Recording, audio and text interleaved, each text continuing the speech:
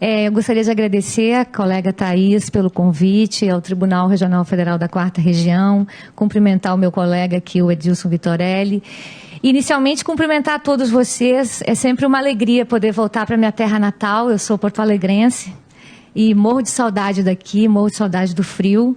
Fui parar nas Minas Gerais e hoje vou contar para vocês o que está se vivendo lá em relação a essa questão das barragens. É uma oportunidade assim de trazer para vocês as experiências do fato em si e da justiça, o que realmente está acontecendo dentro da justiça. E dizer que eu me sinto muito alegre, meio intimidada, porque eu sei que aqui existem os colegas assim que são conhecidos nacionalmente como pioneiros de grandes ideias, grandes pensamentos e julgamentos.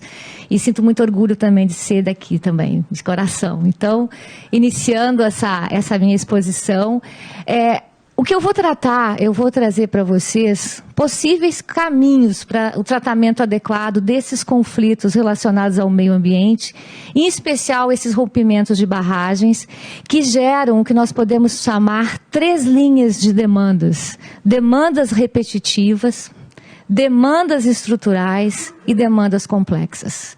Não existe só questão estrutural aqui, existem também demandas repetitivas e demandas que têm uma complexidade imensa e que não têm um caráter estrutural. Como diferenciar isso? Mas, antes de tudo, eu acho importante que vocês tenham uma visão do que realmente aconteceu e o impacto para Minas Gerais em relação a esses fatos. Porque é importante, uma das minhas grandes preocupações, e eu acho que de todo juiz, é você sempre olhar o fato. O direito, ele tem um encantamento, e que algumas vezes nós acabamos nos voltando para as questões jurídicas sem analisar o fato em si. O fato é o que vem em primeiro lugar. O direito vai ser um instrumento para a resolução daquele conflito. Então, isso é muito importante. Inclusive, nos centros de inteligência, que tem esse nome, não é porque é para ficar xeretando, não. É realmente para ter o trabalho de uma inteligência coletiva. Que eu sempre converso sobre isso com Thaís. Que a verdade, a realidade, ela é um mosaico. Cada um tem um pedaço. Quando você analisa sozinho, você não tem noção do todo. Por isso que a dificuldade do magistrado é o analisar sozinho essas questões. Então, por isso eu vou passar a questão do fato, porque é pelo fato que nós vamos buscar as soluções. Então, o que aconteceu em Mariana foi 25/11/2015, que teve, então, início essa maior tragédia ambiental do Brasil, com 60 milhões de metros cúbicos de lama e rejeito. Só para vocês terem uma ideia da dimensão disso, observem bem, essa lama, 62 milhões de metros cúbicos, ela conseguiu ter um movimento por 879 quilômetros. Passou por todos esses lugares aqui. Observem os municípios todos em que essa lama atingiu. Todo esse histórico de municípios. Desde Mariana até chegar em Linhares, no Oceano Atlântico, no Espírito Santo. Um detalhe em relação ao sistema de justiça. Cada município desses ingressou com uma ação civil pública. Houve várias ações civis públicas.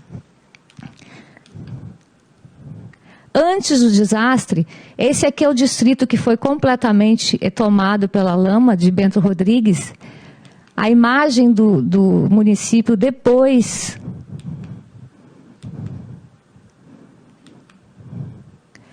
É algo assim que realmente choca. O município ficou completamente destruído embaixo dessa situação, de toda essa lama.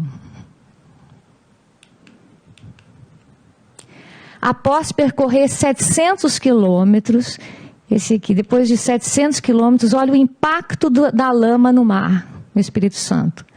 Essas questões, elas são muito complexas. Vocês imaginem a resolução disso pelo direito, porque todas essas questões foram judicializadas.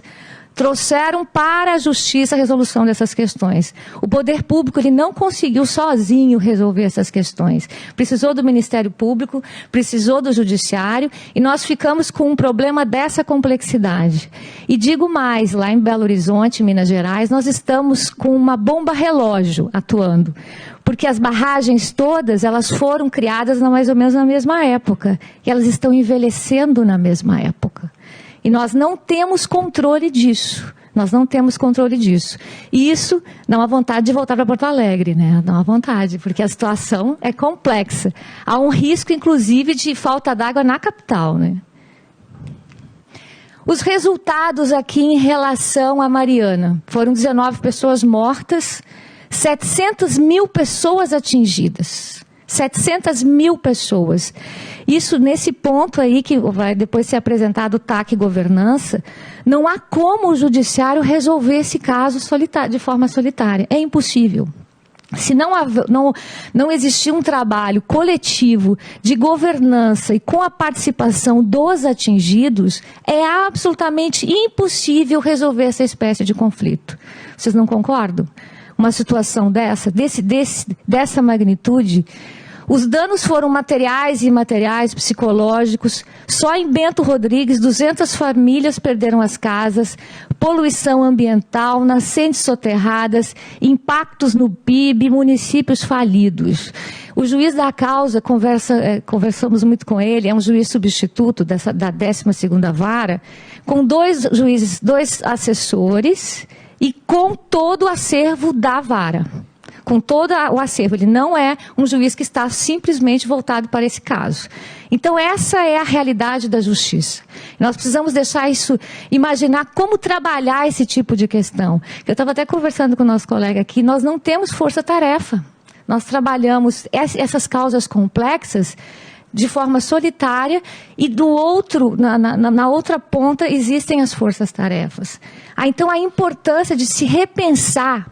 Isso aqui é um espaço extremamente interessante para se repensar a nossa atuação como magistrado nesses casos de alta complexidade. Porque nós realmente não temos elementos para conseguir trabalhar isso de forma individual. E não existe teoria que dê conta disso. Não sei se vocês concordam comigo. Nós podemos teorizar o que quisermos aqui, que não vai adiantar. Nós precisamos analisar isso de forma pragmática. Como que nós vamos resolver esse tipo de questão com a estrutura do sistema de justiça atual? E eu digo mais, isso é uma questão que nós vamos trabalhar depois no Design Thinking, né, que a Thaís pediu para a gente preparar. Nós vamos tentar imaginar formas de começar a atuar nessas causas de alta complexidade, tendo como exemplo esses casos aqui. Quais os caminhos que podemos seguir enquanto instituição? Qual o capital organizacional que nós podemos criar para poder sermos céleres, efetivos e eficientes? Porque o modelo seguido até hoje das demandas individuais, o direito processual em demanda individual, ele não dá conta desse tipo de questão.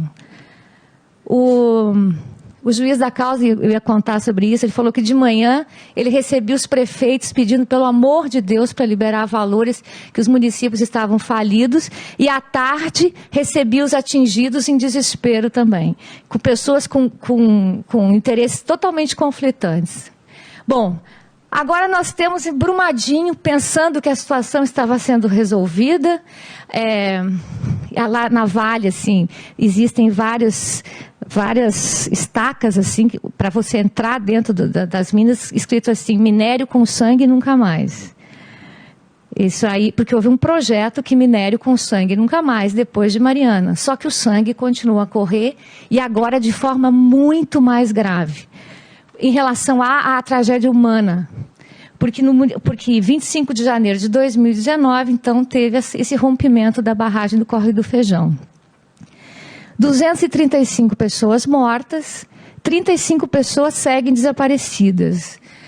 Na verdade, o que aconteceu ali foi um caso típico de enterrar as pessoas vivas, né? Porque o que aconteceu foi que os rejeitos, houve um rompimento, e a 110 quilômetros do local do rompimento ainda há problema com a lama que está chegando. Ela alcançou, acho que 80 quilômetros por hora, a lama no momento que houve, acho que esse é o dado, né? 80 km por hora. No momento que houve o rompimento. Então foi uma coisa violenta, assim. E as pessoas, agora observem, isso aí é uma colocação, assim, a questão da desumanidade, né? Como que você consegue colocar um grupo de trabalho abaixo de uma barragem. Então, esse problema ele é tão complexo e ele é tão profundo, porque nós temos um problema de prevenção anterior dos poderes públicos que não atua. Aí que entram as demandas estruturais. Eu acho que as demandas estruturais elas têm que realmente atacar essas origens, para que nós não fiquemos com esses problemas posteriores de profunda gravidade. E o que mais se ouve é que o judiciário não está atuando, a culpa acaba caindo no judiciário, quando, na verdade, é um problema da administração pública. Em relação a essas demandas complexas, estruturais e repetitivas, se você for buscar a origem do conflito, ele vai ser falha da administração pública. Ele vai ser uma falha do serviço público, uma falha do poder público, uma omissão do poder público que estoura no judiciário. E o porquê desse imenso número, dessa complexidade? Porque ali estão envolvidas questões coletivas, individuais homogêneas e interesse público. Por isso que as demandas tomam essa proporção. E não há como, colegas, não há como utilizar o processo civil individual para solucionar esse tipo de questão. É absolutamente impossível. Aliás, é difícil imaginar, inclusive, processo para isso. Nós temos que imaginar uma outra forma de atuação. Essa aqui é a situação atual aqui de Brumadinho. Observem, a lama ela não foi tão, ela não foi tão longe porque era uma lama, ela era mais densa, assim. A visão do sistema de justiça após a tragédia. Pronto, aconteceu esse fato. O que aconteceu? Qual foi o reflexo dentro da justiça?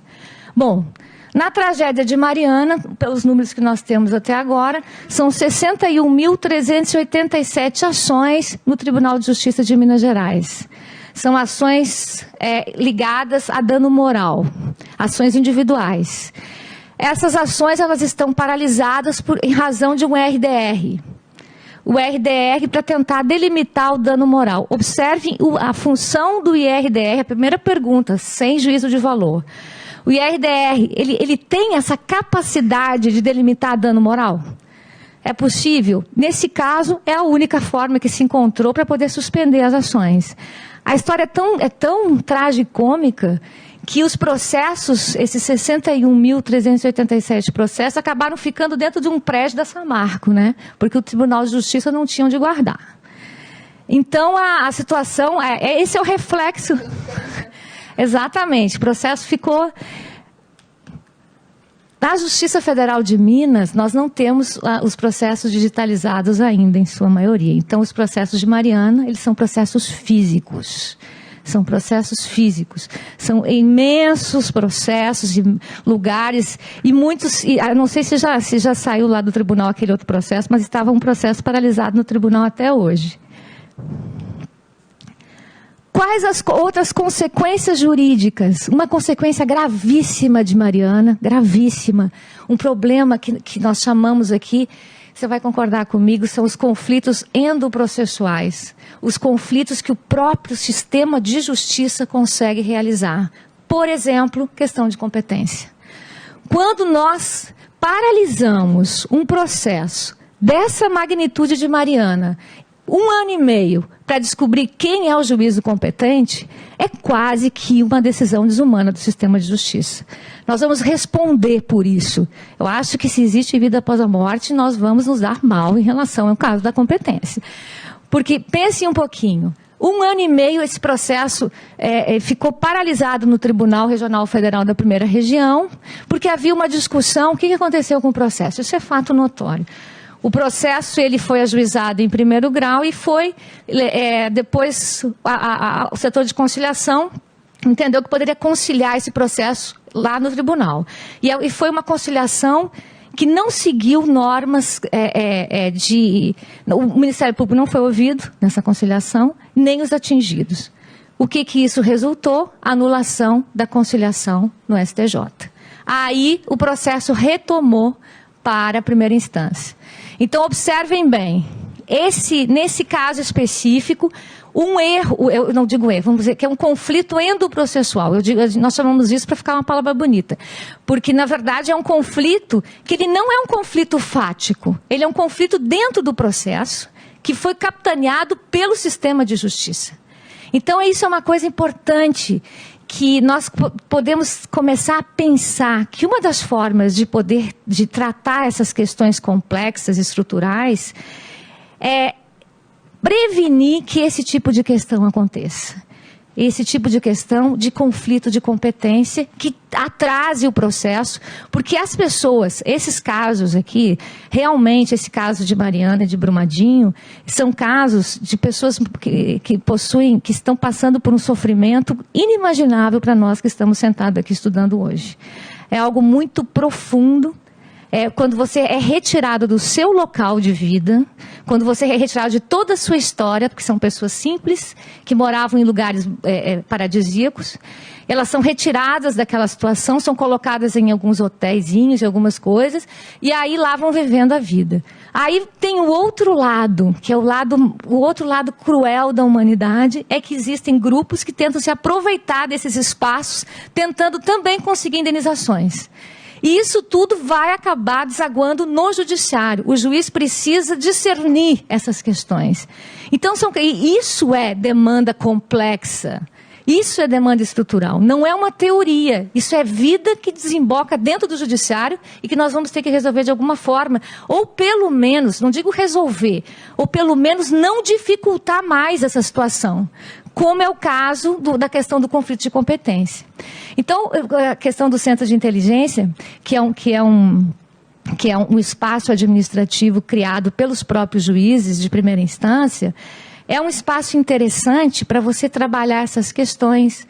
Por exemplo, lá em Minas, o Centro Local de Inteligência, o que ele fez? Chamou todos os juízes que estão com essas causas, juiz do trabalho, porque essa demanda de Brumadinho, ela desembocou em questão trabalhista, né?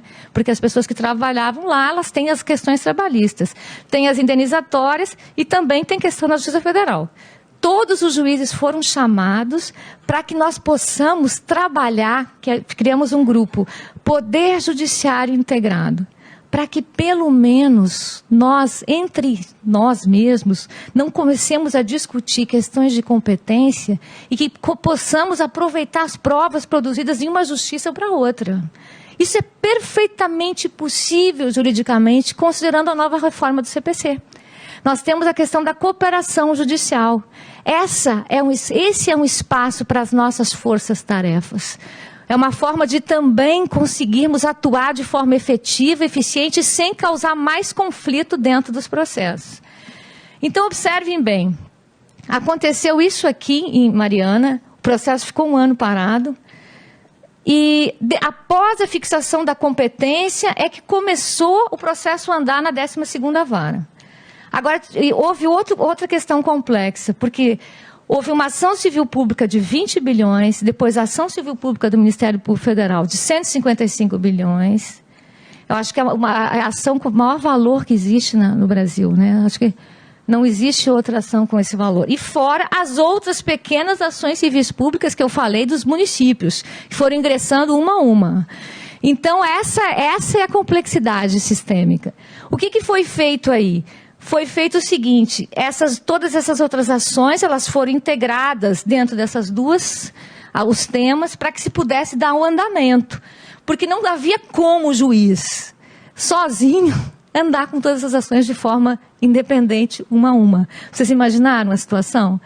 Bom, aí que foi celebrado esse TAC Governança, que o doutor vai explicar mais em detalhes, mas até onde eu sei é algo inédito no mundo. Inclusive tem sido utilizado em outros países, né, como modelo, inclusive no Japão. É algo assim que o Ministério Público atuou assim, de forma muito presente e o juiz também homologou e o processo está... esse TAC Governança vai ser explicado depois com mais vagar, assim, que, na verdade, esse tipo de demanda, ele é impossível se dar uma decisão definitiva. É impossível. E também é impossível o juiz julgar isso sozinho. É impossível. A quantidade de problemas que existem aí dentro, você só consegue a partir da cooperação entre todos os envolvidos. Eu sempre digo, assim, eu tenho observado que a inteligência artificial é algo fantástico, a inovação é algo fantástico, mas nada disso funciona se não houver a cooperação entre os seres humanos que compõem as instituições. É impossível esses elementos sozinhos conseguirem resolver esse tipo de questão. Bom, essa estrutura, então, foi do TAC Governança, foi em 3 eixos: ambiental, econômico, socioeconômico e monitoramento dos programas, que depois vão ser explicados com maiores detalhes aqui. Existe atualmente no CNJ, o CNJ ingressou nisso agora, não sei se vocês conhecem o observatório do CNJ, criou um observatório que tem o seu mérito, porque pelo menos coloca a situação atual dos processos, o andamento desses processos de grande impacto.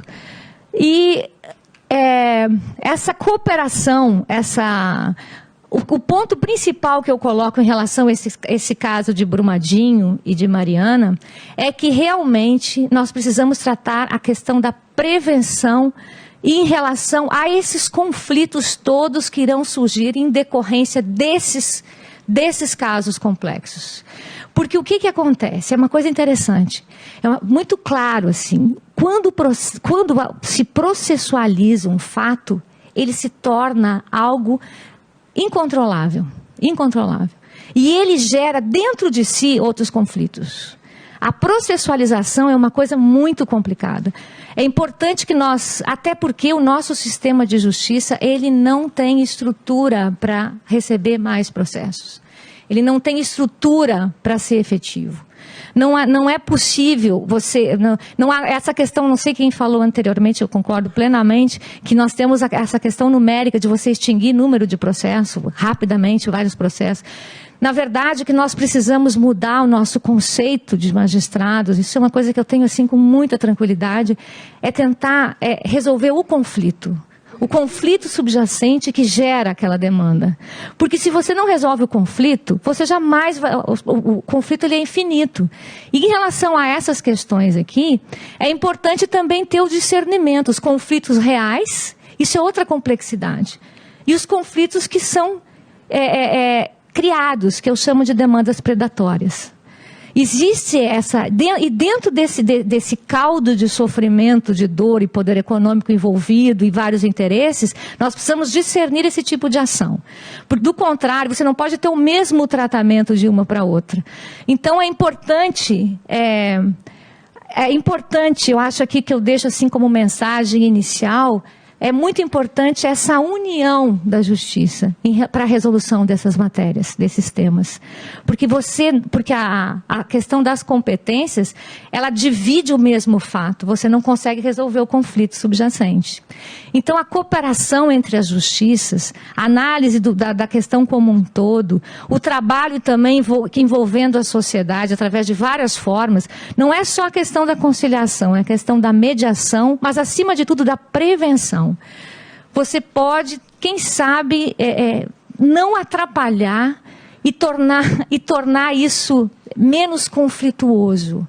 Porque você resolver uma questão dessa magnitude é muito difícil para o judiciário. Mas o que nós não podemos fazer é transformar isso em algo mais doloroso do que já é na sua natureza. Porque a demora, essas questões todas envolvendo isso, geram muito mais dor. Os artigos que tratam dessas matérias são esses artigos aqui do CPC. E eu também não quero trazer muitas outras questões, porque eu acho que é importante vocês mais refletirem sobre isso, porque é algo que está surgindo agora, esse tipo de tema. Nós estamos acostumados a questões individuais. Eu sou professora de Direito e até hoje os alunos continuam estudando o processo civil com o caso do Tício e do Mévio. Aquela questão do Tício e do Mévio continua até hoje. Aquela questão da árvore que cai do outro lado e você corta. Isso aqui, o processo do Tício e do Mévio não vai resolver. Então é importante que nós possamos fazer uma reflexão mais profunda a respeito disso. Não existem verdades aqui, é algo que está em construção, mas o mais importante, ele tem de ser coletivo, é construção coletiva. Do contrário, nós não vamos conseguir enxergar todos os pontos da questão. E aí não faz sentido essas demoras em questões processuais, sejam elas de que magnitude forem. Porque quando os sofrimentos humanos batem às nossas portas, não tem jeito. O direito, gente, serve à vida. E era só isso que eu queria dizer. Muito obrigada.